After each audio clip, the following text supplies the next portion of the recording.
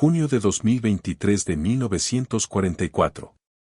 Océano Atlántico, aproximadamente 8.700 millas náuticas al oeste de las islas de Cabo Verde. El comandante 1 Keimeo se encontraba en el angosto centro de control del primer 52, un enorme submarino de carga japonés, que transportaba 2 toneladas de oro, 120 toneladas de estaño y valiosos materiales de guerra con destino a la Francia ocupada por los alemanes.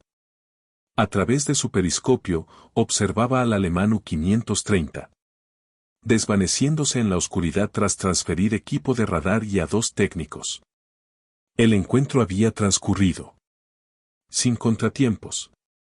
Pronto su submarino emergería para la carrera nocturna hacia Europa, navegando a 15 nudos bajo cielo sin estrellas.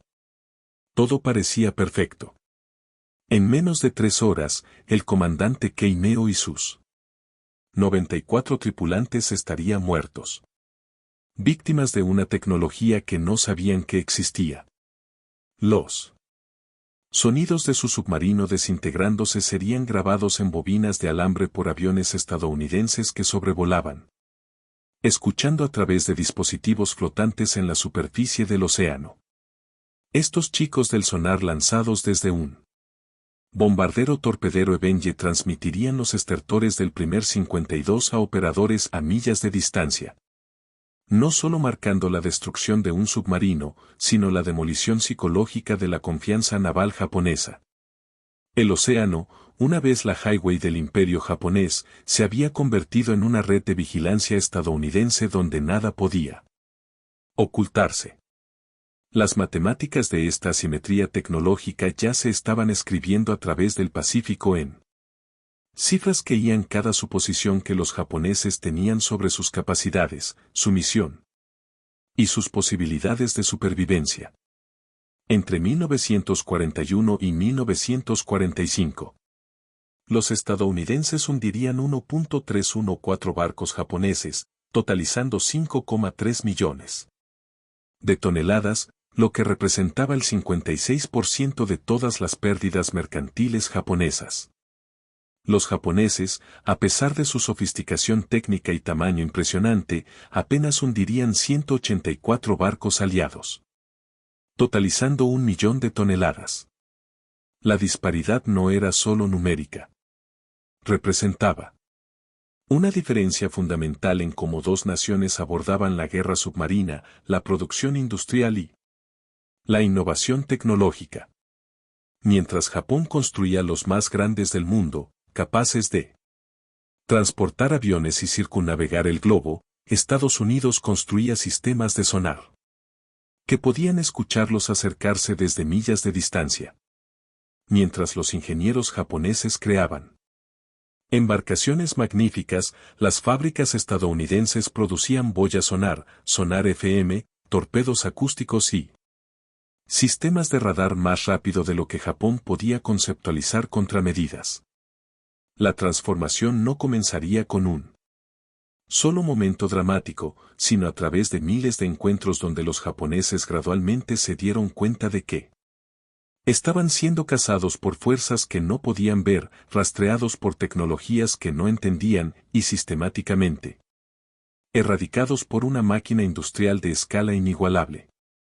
El teniente comandante Naokyo Nambu, oficial al mando del primer 401, uno de los portaaviones submarines masivos de Japón, le diría más tarde a interrogadores estadounidenses tras su rendición en agosto de 1945, que el momento en que entendió que Japón había perdido la guerra no vino de ninguna batalla, sino de escuchar el tráfico de radio estadounidense durante una patrulla. La eficiencia casual, la abundancia de recursos mencionada en comunicaciones rutinarias, el sheer volumen de operaciones coordinadas a través de millas de océano, todo apuntaba a capacidades que Japón simplemente no podía igualar. Pero para miles de submarinistas japoneses, la Ariel Sachin llegó a través de encuentros directos y aterradores con la tecnología antibuque estadounidense. Encuentros que dejaban a los sobrevivientes estunados y desmoralizados. La historia de cómo las tripulaciones de submarinos japoneses llegaron a entender la superioridad tecnológica estadounidense no es una de batallas dramáticas o últimas resistencias heroicas. Es una historia de revelación acumulativa, de comprensión gradual, de shock tecnológico tan profundo que transformó a guerreros seguros en hombres que sabían que su causa estaba perdida mucho antes de que su nación se rindiera oficialmente. La fuerza de submarinos japonesa que entró en la Segunda Guerra Mundial en diciembre de 1941 era una de las mejores del mundo.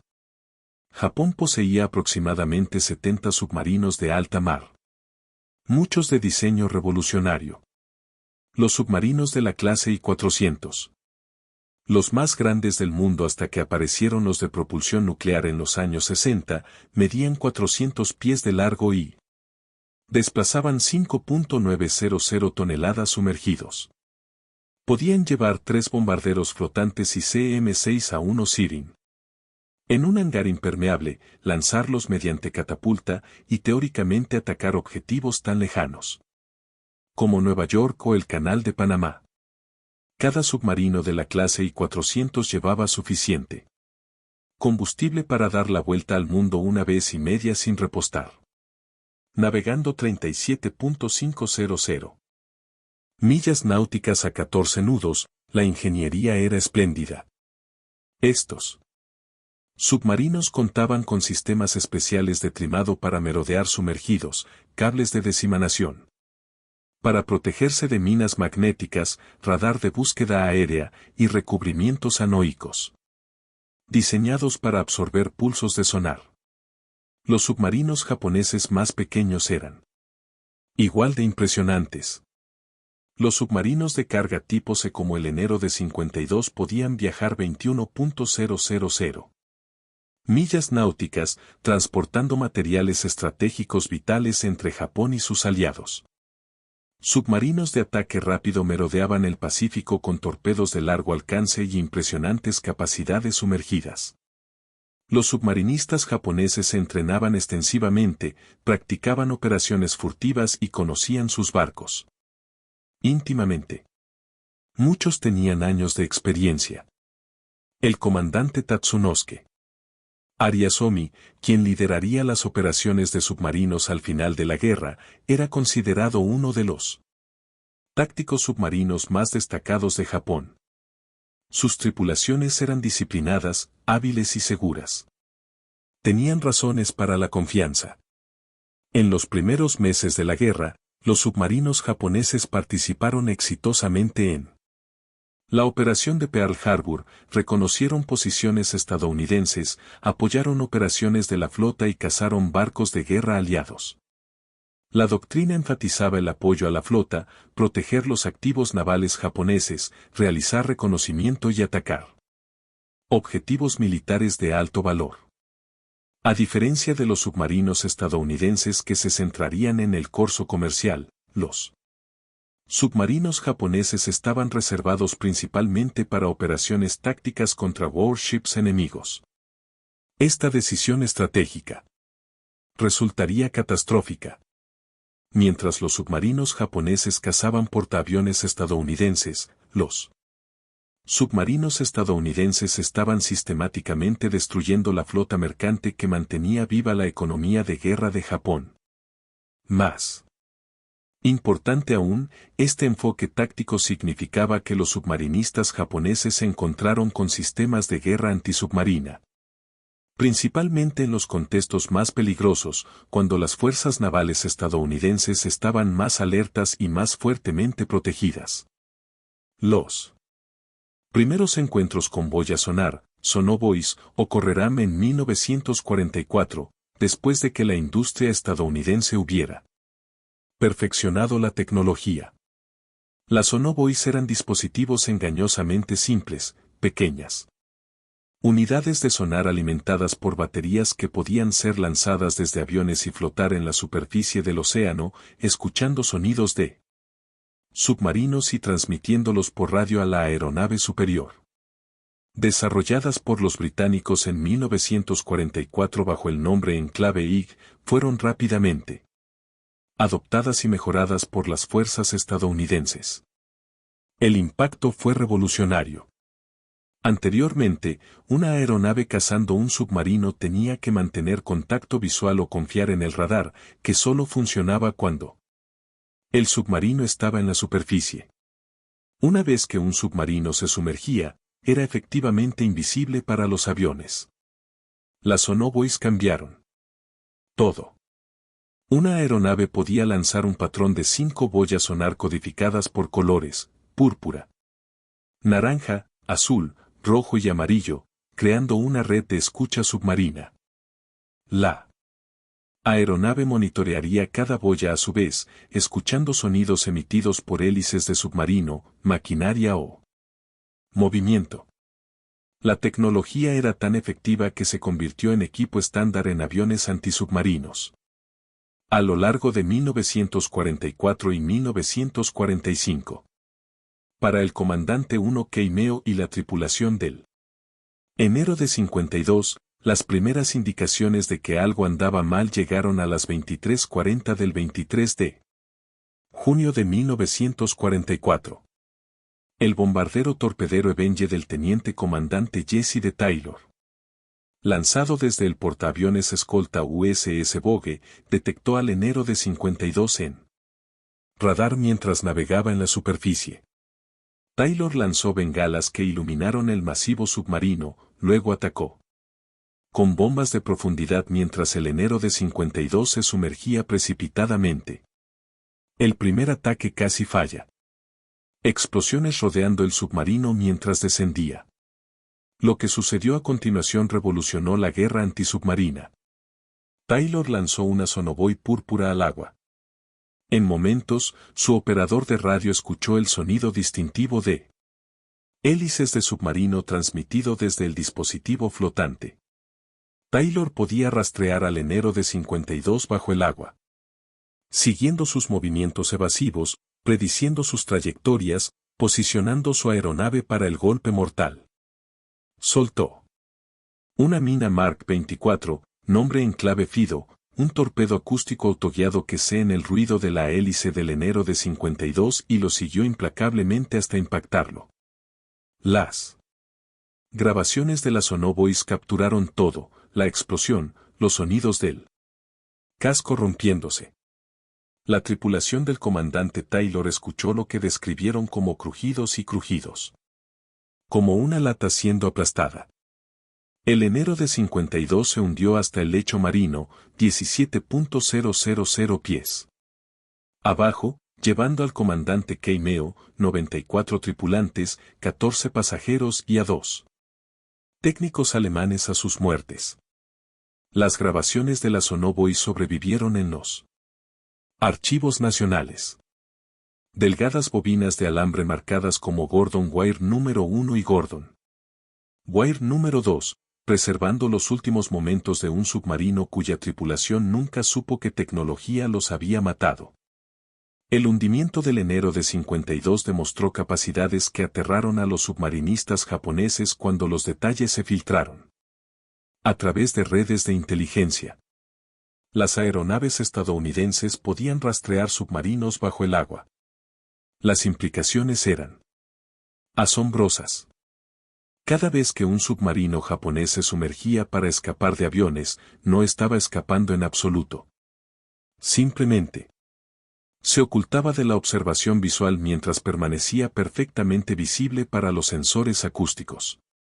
Los grupos cazadores asesinos estadounidenses centrados en portaaviones escolta como el USS Vogue combinaban radares, sonobuoys y torpedos acústicos en sistemas integrados que transformaron la caza de submarinos de encuentros fortuitos a eliminación sistemática. Solo el grupo de tareas del USS Vogue hundió 13 submarinos alemanes y japoneses entre febrero de 1943 y julio de 1945. Usando estos métodos repetidamente, los submarinistas japoneses comenzaron a reportar experiencias extrañas. Las aeronaves aparecían sobre posiciones de inmersión con precisión imposible. Las cargas de profundidad caían en patrones precisos a pesar de que el submarino estuviera a cientos de pies de profundidad. Los torpedos seguían movimientos evasivos como si fueran guiados por manos invisibles. Estaban siendo cazados por tecnologías que su propia armada no había desplegado, no podía contrarrestar y apenas entendía. El impacto psicológico se profundizó con la Operación Verney en junio de 1945.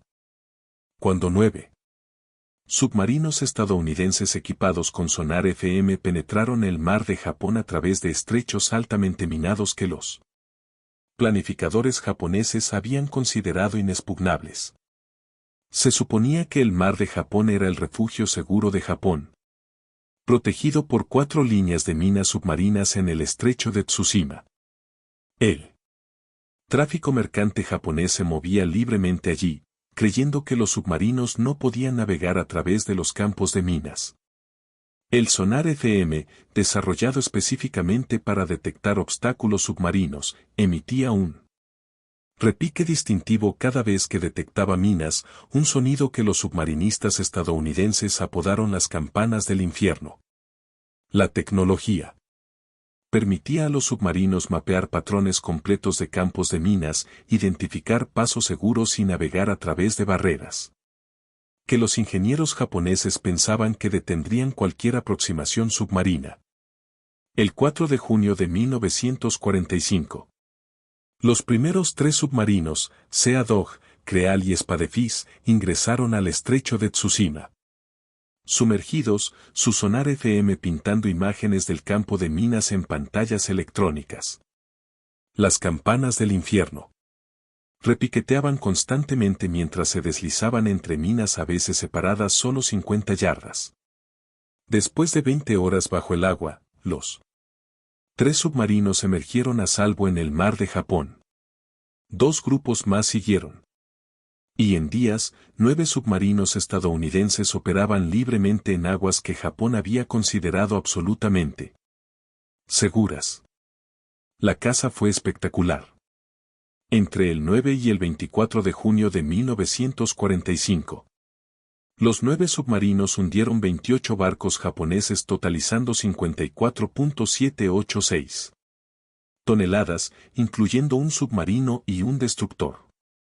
Operaban con impunidad, emergiendo de noche para cargar baterías, sumergiéndose durante el día para atacar barcos que se creían a salvo de amenazas submarinas. El comando naval japonés estaba estunado. Los informes de inteligencia comenzaron a fluir, describiendo ataques de submarinos dentro del mar de Japón. Sobrevivientes reportaron que submarinos estadounidenses operaban libremente, atacando a voluntad, escapando sin dificultad. El golpe psicológico fue inmenso. Si los submarinos estadounidenses podían penetrar las aguas más defendidas, si poseían tecnología que podía navegar a través de campos de minas que habían tardado años en colocar, entonces ningún lugar era seguro. El océano mismo se había convertido en territorio enemigo. Los comandantes de submarinos japoneses operando en estas aguas entendieron las implicaciones. Inmediatamente, estaban siendo cazados por fuerzas que poseían capacidades tecnológicas que Japón no podía igualar. Cada patrulla se convirtió en un ejercicio de supervivencia en lugar de efectividad en combate. La brecha tecnológica se extendía mucho más allá del sonar. Los submarinos estadounidenses poseían conjuntos de radar que podían detectar contactos en superficie a rangos que excedían las 20 millas en buenas condiciones. Los submarinos japoneses no recibieron radar hasta junio de 1944 y aún así solo en cantidades limitadas, con rendimiento inferior a los sistemas estadounidenses. Esto significaba que los submarinos estadounidenses podían detectar barcos japoneses mucho antes de ser detectados a su vez, podían rastrear objetivos más allá del rango visual, podían posicionarse para ataques con ventajas de información que los comandantes japoneses no podían contrarrestar. Los submarinos estadounidenses también se beneficiaban de la inteligencia ultra, la operación de desciframiento de códigos que decriptaba las Comunicaciones navales japonesas. Las fuerzas estadounidenses conocían los horarios de los submarinos japoneses, áreas de patrulla, rutas de suministro y planes operativos, a menudo antes de que los submarinos japoneses recibieran sus órdenes. Combinado con la superioridad de radar y sonar, esto significaba que los submarinos japoneses operaban en un océano donde el enemigo sabía dónde estaban, a dónde iban y qué tecnología podía rastrearlos en su camino. El teniente comandante Noukyo Nambu, al mando del primer 401, más tarde describió el sentimiento a interrogadores estadounidenses como estar constantemente observado, constantemente rastreado, nunca a salvo. Incluso cuando sumergido en un océano vacío. La paranoia no era injustificada. Era una evaluación precisa de la realidad. La disparidad industrial se manifestaba en formas que impactaban a los submarinistas japoneses que sobrevivieron para ver las instalaciones estadounidenses tras la rendición. Mientras Japón luchaba por mantener 70 submarinos operativos a lo largo de la guerra, Estados Unidos construyó 314 submarinos. Entre 1941 y 1945, reemplazando pérdidas más rápido de lo que el combate podía infligirlas. Los astilleros estadounidenses producían submarinos a tasas que los planificadores japoneses consideraban imposibles. El astillero naval Mayor Island en California, la Electric Boat Company en Connecticut, el astillero naval de Portsmouth en Nueva Hampshire y otras instalaciones operaban las 24 horas, lanzando submarinos de flota a intervalos que los astilleros japoneses no podían acercarse. Los propios submarinos representaban capacidades industriales más allá de la comprensión japonesa. Los submarinos clase Gato y Balao estadounidenses, aunque más pequeños que los gigantes japoneses, se producían con componentes estandarizados manufacturados en docenas de fábricas. Motores, baterías, torpedos, periscopios, sistemas de sonar, todos provenían de instalaciones separadas y llegaban a los astilleros de ensamblaje en flujos perfectamente coordinados. Un solo submarino clase Gato requería aproximadamente 140.000 piezas manufacturadas por contratistas en 32 estados. La cadena de suministro nunca fallaba. Cuando los submarinos necesitaban reparaciones, las piezas de repuesto estaban disponibles inmediatamente. Cuando se perdían submarinos, los reemplazos llegaban en meses. Los submarinos japoneses dañados en combate a menudo esperarían semanas o meses para reparaciones debido a escasez de piezas, sobrecarga de instalaciones de mantenimiento y cuellos de botella industriales que las fuerzas estadounidenses nunca experimentaron. La situación de los torpedos ejemplificaba la brecha tecnológica e industrial. Los submarinos estadounidenses comenzaron la guerra con el defectuoso torpedo Mark 14, un arma afectada por problemas de control de profundidad, fallos en el detonador magnético y problemas en el detonador de contacto.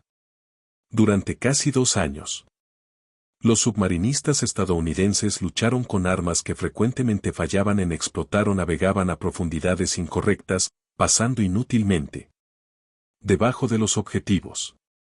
Esto podría haber sido la oportunidad de Japón para explotar la debilidad estadounidense. En cambio, los propios submarinistas estadounidenses identificaron los problemas, realizaron sus propias pruebas e implementaron correcciones. A pesar de la resistencia de la Oficina de Armamento. Para septiembre de 1943, los defectos del Mark 14 se corrigieron.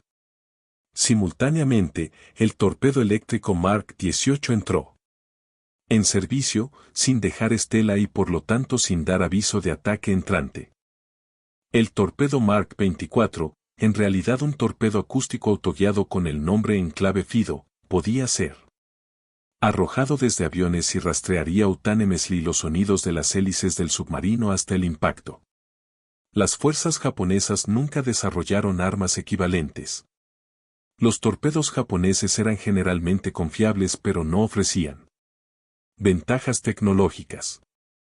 Más críticamente, la industria japonesa no podía producirlos en cantidades que se acercaran a la producción estadounidense. Los submarinos estadounidenses transportaban 24 torpedos en patrulla. Los disparaban libremente, sabiendo que el reabastecimiento estaba garantizado. Los submarinos japoneses transportaban menos torpedos y estaban limitados a dispararlos conservadoramente debido a la disponibilidad limitada. El efecto cumulativo de estas ventajas tecnológicas e industriales creó una inevitabilidad matemática que los submarinistas japoneses gradualmente entendieron. Cada patrulla, cada encuentro, cada escape cercano de las fuerzas antisubmarinas estadounidenses reforzaba la misma lección. El océano pertenecía a Estados Unidos.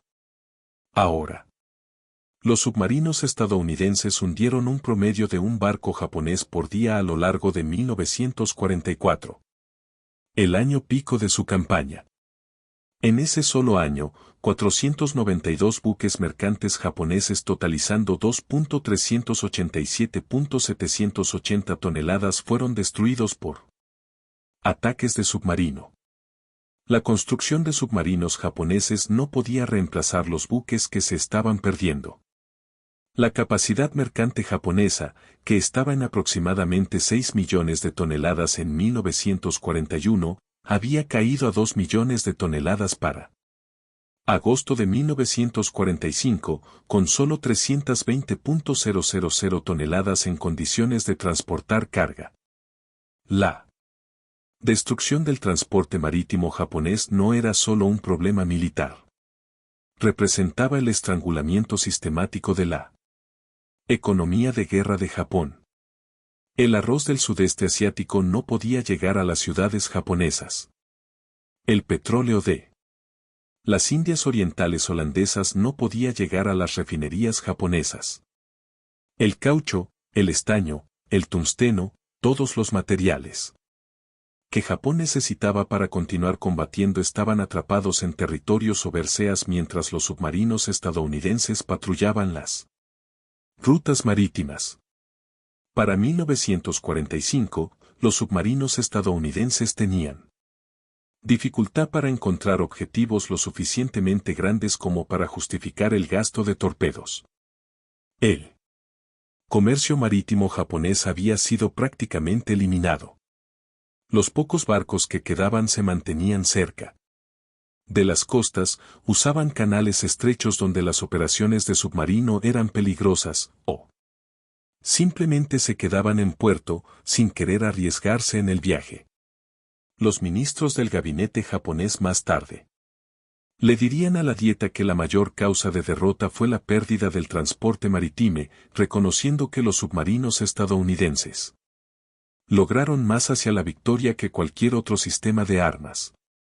Para los submarinistas japoneses que sobrevivieron a la guerra y presenciaron las operaciones estadounidenses de primera mano tras la rendición, las revelaciones tecnológicas fueron devastadoras.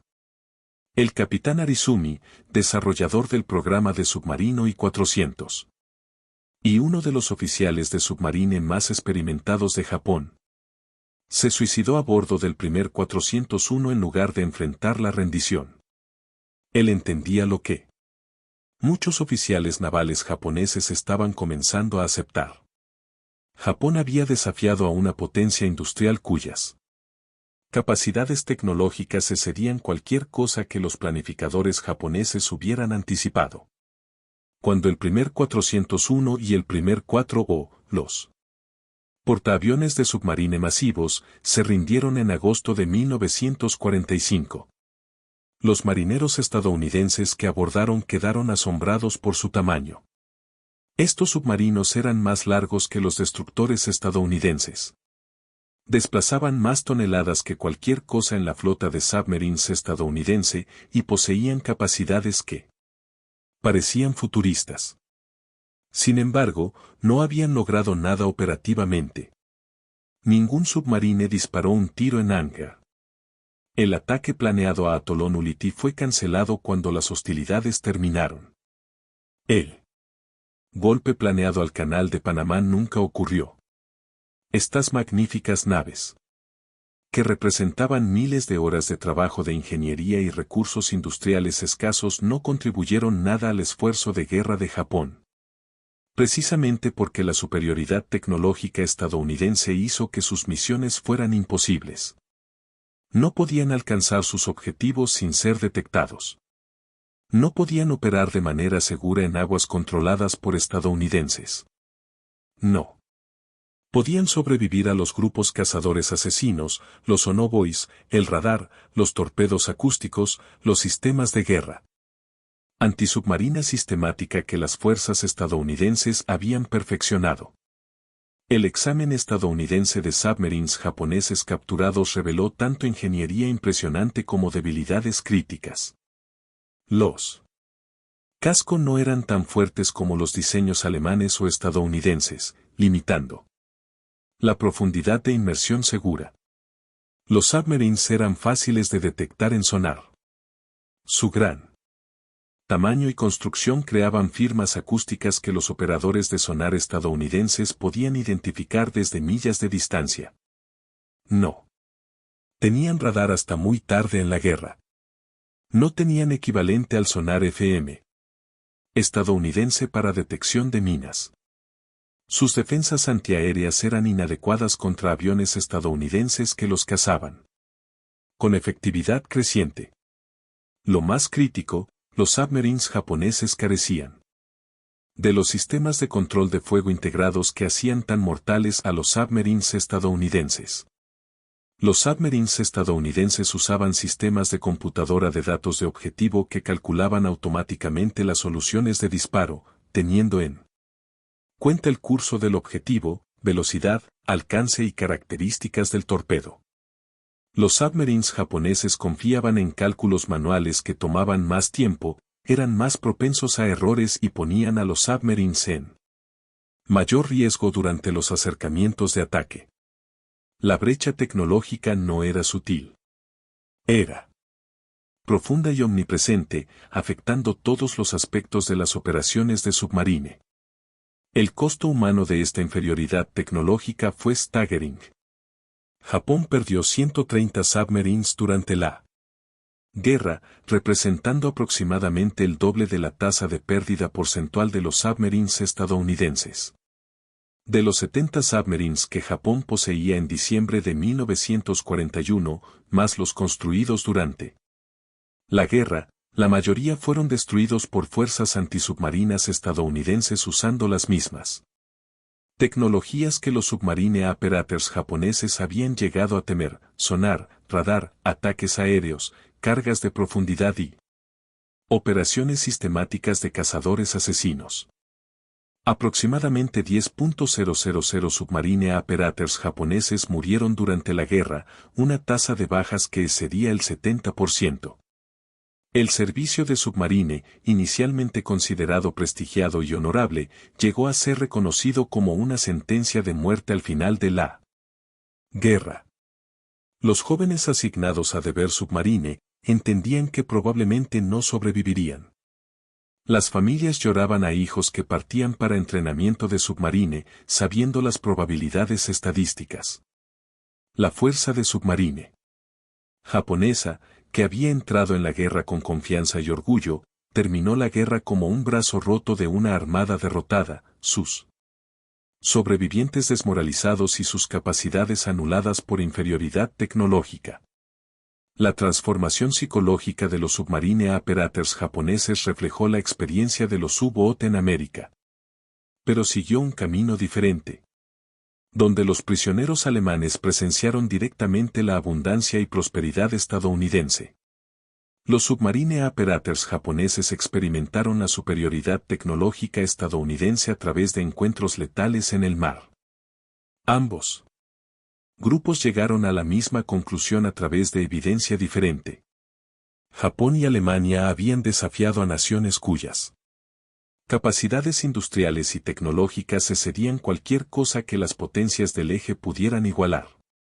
Para los Submarine Operators japoneses que se rindieron en agosto de 1945, la evidencia de la superioridad estadounidense era abrumadora e inescapable. Fueron llevados a bordo de submarines estadounidenses y les mostraron tecnología que nunca habían visto. Tourearon instalaciones navales estadounidenses y presenciaron capacidades de producción que explicaban por qué las fuerzas estadounidenses nunca parecían quedarse cortas de nada. Vieron los chicos del sonar que habían cazado a sus compañeros. Examinaron el sonar FM, que había permitido a los submarines estadounidenses penetrar campos de minas. Estudiaron los sistemas de radar que dieron a los submarines estadounidenses ojos más allá del rango visual. Manipularon los torpedos acústicos que habían destruido tantos submarines japoneses. El teniente comandante Nambu, llevado a bordo del USS Segundo después de rendirse en el primer 401, fue llevado en un recorrido por el submarine estadounidense por el teniente comandante Stephen L. Johnson. Nambu examinó el radar del Segundo, sus sistemas de sonar, su computadora de control de fuego, sus mecanismos de carga de torpedos. Todo era más avanzado que los sistemas japoneses equivalentes. Más importante aún, todo funcionaba de manera confiable. El equipo no se descomponía. Los sistemas funcionaban como estaba diseñado. Los Submarine Operators estadounidenses operaban su barco con confianza casual que provenía de saber que su tecnología era superior y su soporte estaba garantizado. La tripulación de Johnson había sobrevivido a 9 patrullas de guerra, hundido barcos japoneses, evadido fuerzas antisubmarinas enemigos y esperaba sobrevivir a la guerra. Los Submarine Operators japoneses no tenían una confianza equivalente. Operaban sabiendo que la tecnología estadounidense podía encontrarlos, rastrearlos, matarlos. La carga psicológica era inmensa. Nambu más tarde le dijo a los interrogadores que el momento en que entendió que Japón había perdido no fue cuando escuchó sobre Hiroshima o Nagasaki, sino meses antes cuando monitoreó el tráfico de radio estadounidense y escuchó la eficiencia casual con la que las fuerzas estadounidenses coordinaban operaciones a través de miles de millas de océano. La escala sheer de las operaciones estadounidenses, la abundancia de recursos mencionada en comunicaciones rutinarias, la sofisticación tecnológica implícita en procedimientos diarios, todo apuntaba a capacidades que Japón simplemente no podía igualar. La evidencia continuó acumulándose durante los meses posteriores a la rendición. Los Submarine Operators japoneses fueron llevados a bases estadounidenses en Japón a Kasebo donde submarines capturados fueron estudiados a Bahía de Tokio donde ocurrió la ceremonia de rendición con submarines estadounidenses prominentemente displayed. El vicealmirante Charles A. Lockwood, comandante de la Fuerza de Submarine del Pacífico, se encargó de hacer izar su insignia a bordo del 400 y 41 durante la ceremonia de rendición el 2 de septiembre de 1945 a bordo del USS Missouri. El simbolismo era claro. Los submarines estadounidenses habían derrotado a los submarines japoneses a través de superioridad tecnológica e industrial. Cuando el primer 400 y el primer 41 fueron llevados a Hawái para un examen detallado por ingenieros navales estadounidenses, los miembros de la tripulación japonesa los acompañaron como consejeros técnicos. Observaron a los ingenieros estadounidenses desmontar metódicamente sus barcos, fotografiando cada componente, midiendo cada dimensión, documentando cada sistema. Los estadounidenses fueron exhaustivos, profesionales e impresionados por algunos aspectos de la ingeniería japonesa. Pero no estaban intimidados. Los ingenieros estadounidenses habían visto estos submarines y los entendían. Los habían derrotado. No a través de una mejor navegación, sino a través de tecnología superior desplegada con capacidad industrial abrumadora. La revelación final llegó cuando el primer 400 y 4001 y otros submarines japoneses capturados fueron llevados al mar frente a Hawái y deliberadamente hundidos como barcos objetivo a mediados de 1946. La decisión fue en parte por demandas soviéticas de examinar los submarines. Las fuerzas estadounidenses se negaron a dejar que ingenieros soviéticos estudiaran la tecnología de submarine japonesa, así que la destruyeron. Pero el simbolismo resonó con los submarine operators japoneses que se enteraron de la decisión.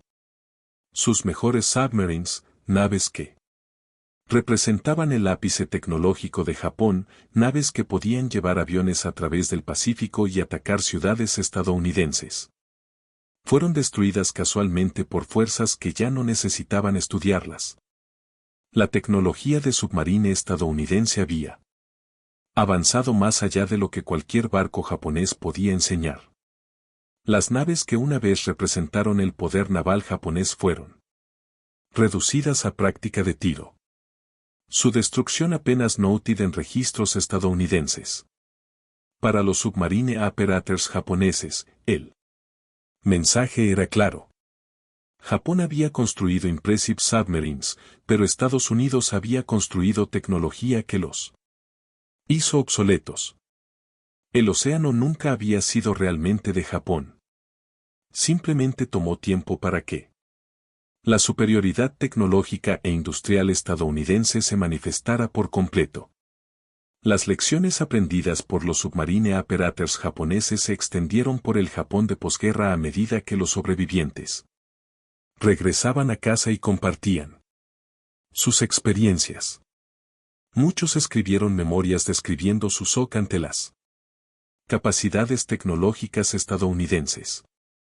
Otros dieron conferencias a personal de las fuerzas de defensa japonesas sobre la importancia de la paridad tecnológica en la guerra moderna. Las asociaciones de veteranos de submarine que se formaron en los años 50 y 60 se centraron heavily en entender que había salido mal, porque la fuerza de submarine japonesa había logrado tan poco a pesar de una ingeniería impresionante. Las conclusiones fueron unánimes. La inferioridad tecnológica, debilidad industrial y uso estratégico erróneo habían condenado a los submarines japoneses desde el principio. Ninguna cantidad de coraje, habilidad o determinación podía superar la asimetría fundamental en capacidades. Los submarines estadounidenses operaban con ventajas tecnológicas en todos los niveles: detección, control de fuego, comunicación, navegación y logística. Los submarines japoneses, sin importar lo bien diseñados o hábilmente operados, estaban luchando desde posiciones de desventaja permanente. Los submarine operators que aprendieron esta lección la llevaron a la reconstrucción de posguerra de Japón, influenciando la política industrial, el desarrollo tecnológico y la planificación militar por décadas. El milagro económico que transformó a Japón en los años 50 y 60 fue parcialmente informado por lecciones aprendidas durante la guerra. La industria japonesa se centró en la excelencia tecnológica, control de calidad y ventaja competitiva en lugar de tamaño o grandeur. Los submarines y 400 habían sido impresionantes pero ineficaces. La posguerra Japón construyó productos más pequeños, más confiables, más tecnológicamente avanzados. El énfasis cambió de crear logros individuales impresionantes a construir sistemas integrados que funcionaran de manera confiable. Sony, Toyota, Honda, y otras empresas japonesas que se convirtieron en líderes globales aprendieron de los fracasos militares durante la guerra. Entendieron que la superioridad tecnológica requería no solo buenas ideas, sino sistemas completos. Producción confiable, aseguramiento de calidad y mejora continua. Antiguos oficiales navales japoneses, incluyendo veteranos de submarine, ocuparon posiciones en estas empresas e influenciaron su desarrollo. Las lecciones de la superioridad tecnológica estadounidense durante la guerra moldearon la filosofía industrial japonesa de posguerra. La transformación se completó cuando las fuerzas de autodefensa marítima de Japón comenzaron a incorporar tecnología estadounidense en los años 60 y 70. Los submarine operators japoneses se entrenaron con instructores estadounidenses, aprendieron tácticas estadounidenses, usaron sistemas de sonar y operaron barcos diseñados con ayuda estadounidense. Los antiguos enemigos se convirtieron en aliados, unidos por el reconocimiento de que la excelencia tecnológica y la capacidad industrial determinaban los resultados en la guerra moderna. Para los submarine operators japoneses que habían experimentado la guerra, esta transformación reivindicó su evaluación de posguerra. Japón necesitaba igualar las capacidades tecnológicas estadounidenses, no solo admirarlas desde una posición de inferioridad. Para los años 80, los submarines japoneses estaban entre los mejores del mundo, incorporando lecciones aprendidas a través de una derrota dolorosa. El círculo se completó. Los submarine operators, que habían sido cazados por el sonar estadounidense, ahora construían submarines usando tecnología equivalente, habiendo aprendido a través de la derrota lo que la victoria había enseñado a sus antiguos enemigos. Las grabaciones de la destrucción del enero de 52, preservadas en bobinas de alambre en archivos estadounidenses, permanecen como testimonio de la revolución tecnológica en la guerra. Análisis modernos de esas grabaciones por el Laboratorio de Física Aplicada de la Universidad Johns Hopkins confirmación que torpedos acústicos guiados por sonidos transmitidos a través de sonobuoys destruyeron al enero de 52 concluyentemente. La tecnología que mató al comandante Keimeo y a su tripulación en junio de 1944 representó capacidades que Japón nunca igualó a lo largo de la guerra. Esas mismas capacidades, refinadas y mejoradas, se convirtieron en estándar en marinas modernas en todo el mundo. El sonar, el radar, los torpedos acústicos todos evolucionaron a partir de tecnologías que impactaron a los submarine operators japoneses en 1944 y 1945. La historia de los submarine operators japoneses realizaron que el océano ya no les pertenecía es fundamentalmente una historia sobre cambio tecnológico en la guerra. La tecnología superior desplegada con capacidad industrial superó al coraje, la habilidad y la determinación. Los submarine operators japoneses no eran cobardes. No eran incompetentes. Estaban operando con tecnología inadecuada. Contra fuerzas que poseían ventajas decisivas. El viaje psicológico desde la confianza al reconocimiento de la derrota paralelo la experiencia de los U-Boot en América, aunque el contexto fue diferente. Ambos grupos encontraron capacidades estadounidenses que no podían explicar, no podían contrarrestar y eventualmente no podían negar. Ambos grupos regresaron a sus tierras llevando lecciones sobre la competencia tecnológica e industrial que molde el desarrollo de posguerra. Ambos grupos influenciaron la reconstrucción enfatizando la importancia de igualar las capacidades estadounidenses en lugar de simplemente admirarlas o resentirlas. El océano que los submarine operators japoneses una vez recorrían con confianza se convirtió en un dominio estadounidense a través de la tecnología y la industria. Las sonobuoys flotando en la superficie transmitían sonidos desde abajo. El radar barría el horizonte más allá del rango visual. Los torpedos acústicos cazaban submarines de forma autónoma. Grupos cazadores asesinos coordinaban aviones y buques de superficie en sistemas integrados que eliminaban submarines sistemáticamente. La transformación se completó a mediados de 1945, dejando a los submarines japoneses sin donde esconderse, sin puerto seguro, sin esperanza de submarines estadounidenses de la Operación Berney emergieron del mar de Japón a través del estrecho de la Pérouse a fines de junio de 1945. Habiendo hundido 28 barcos japoneses en aguas supuestamente inexpugnables, la derrota psicológica de las fuerzas navales japonesas fue completa. Si los submarines estadounidenses podían penetrar las aguas más defendidas usando tecnología para navegar a través de campos de minas, entonces la supremacía naval japonesa había terminado. El océano pertenecía a quienes controlaban la tecnología. Los submarine operators japoneses entendieron esta lección visceralmente. Habían sido cazados, rastreados y muertos por tecnologías que no podían ver y no podían contrarrestar. Aquellos que sobrevivieron llevaron el conocimiento de que la derrota de Japón era inevitable una vez que la superioridad industrial y tecnológica estadounidense se manifestara por completo. El océano nunca fue realmente de Japón. Solo tomó tiempo para que la realidad se afirmara. Los chicos del sonar estadounidenses, sistemas de radar, torpedos acústicos y capacidad industrial habían transformado la guerra submarina.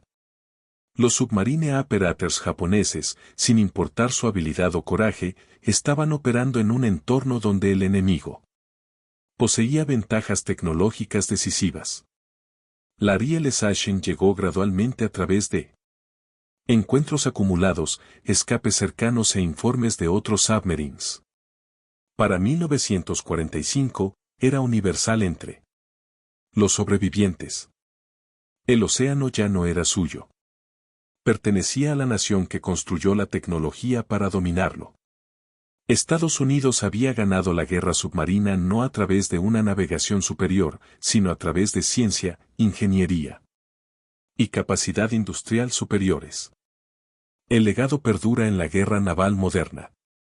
El sonar sigue siendo fundamental para las operaciones de submarine. Los torpedos acústicos son armas estándar. Las sonobuoys, muy mejoradas desde las versiones de 1944, patrullan océanos en todo el mundo, lanzadas desde aviones y barcos. La revolución tecnológica que impactó a los submarine operators japoneses en 1944 continúa evolucionando con submarines modernos que usan capacidades que asombrarían tanto a las fuerzas estadounidenses como japonesas de la Segunda Guerra Mundial. Pero la lección fundamental sigue siendo la misma. La superioridad tecnológica respaldada por capacidad industrial determina los resultados en la guerra moderna. Los submarine operators japoneses aprendieron esta lección a través de la derrota. La llevaron a la reconstrucción de posguerra. Influenciaron el desarrollo industrial japonés y la planificación militar por generaciones. Los submarines que una vez representaron el poder naval japonés ahora descansan como piezas de museo o yacen en fondos oceánicos. Monumentos a la habilidad de ingeniería hechos obsoletos por tecnología superior. Las tripulaciones que los operaron aprendieron lecciones que moldean naciones. Lecciones sobre la importancia de la competencia tecnológica para determinar qué naciones prosperan y cuáles fracasan.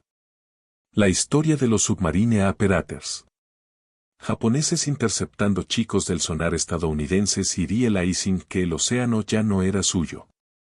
Permanece como testimonio del cambio tecnológico en la guerra. De la confianza a el reconocimiento de la derrota, de la superioridad presumida a la aceptación de la inferioridad. El viaje transformó no solo a individuos sino que influyó en naciones. El océano cambió de manos, no a través de batallas navales, sino a través de tecnologías invisibles flotando en olas, escuchando bajo ellas, transmitiendo datos a fuerzas que cazaban con precisión científica. El comandante 1. Keimeo y los miles de submarine operators japoneses que murieron durante la guerra fueron derrotados por un sistema industrial y tecnológico que no podían comprender hasta que fue demasiado tarde. Aquellos que sobrevivieron llevaron conocimiento que molde Japón de posguerra e influyó en el desarrollo naval global por décadas. El océano pertenecía a quienes controlaban la tecnología para dominarlo. Esa lección, aprendida dolorosamente por los submarine operators japoneses entre 1941 y 1945, sigue siendo relevante en la guerra naval moderna y la competencia tecnológica. El día